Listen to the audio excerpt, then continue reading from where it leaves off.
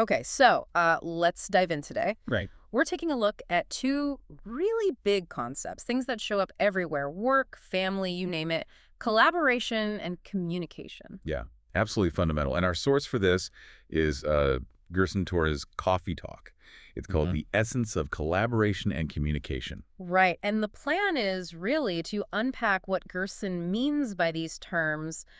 How do they connect? Why are they so critical? Exactly. He jumps right into it, tackling how they're intertwined. It's not just about, like, splitting up work, No, he sees collaboration as something much more dynamic. It's about merging things, different viewpoints, different skills, ideas. bringing all those pieces together. Yeah, letting them interact to create something, well, bigger than any single person could do alone. And he makes this great point that this whole process, this collective creation, whether you're, I don't know, building software or planning a party, Mm-hmm. it needs a certain kind of energy to actually work. That's it, the energy. He actually calls communication the energy. He does. The thing that keeps the whole collaborative effort, alive and moving. It's not just swapping info. No, it's more fundamental. It's like the spark for ideas, right?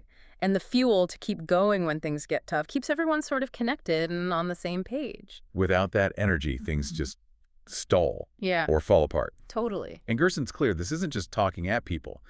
Effective communication, for him, it's really about, well, paying attention, like really paying attention. Actively listening? Yes. And being transparent, which builds trust. Yeah. Showing respect, so people are willing to listen back. Being genuinely receptive, even to ideas that aren't yours. It's a bit of a challenge he throws out there, isn't it? Like, are you just waiting for your turn to speak?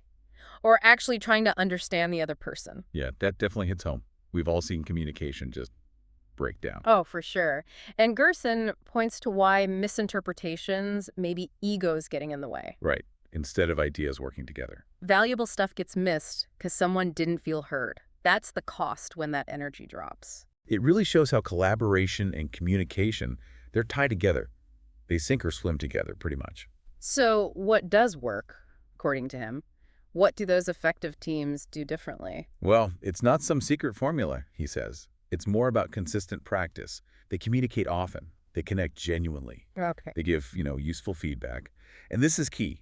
They tackle conflict directly, respectfully. They don't just sweep it under the rug. That can be tough, though.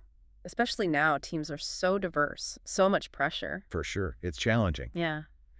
But Gerson kind of pinpoints where the real breakthrough, the true magic, as he calls it, happens. The magic. Yeah. And it's not just about having the perfect process. It's about the environment, creating a space where people feel, well, secure. Secure enough to speak up. Exactly, to share their thoughts, even the half-baked ones. Or if they disagree, without fearing they'll be shut down or judged. And critically, where they feel genuinely listened to, heard. That's it. That's psychological safety. That's what unlocks the real creativity, the honest problem solving. So when you pull it all together, Gerson's message is actually quite straightforward. It really is. Effective collaboration. Mm. It needs genuine, transparent communication. That's the foundation. That's the energy. And listening is just as vital as speaking clearly. Absolutely. Communication isn't just a task you do. It's the lifeblood.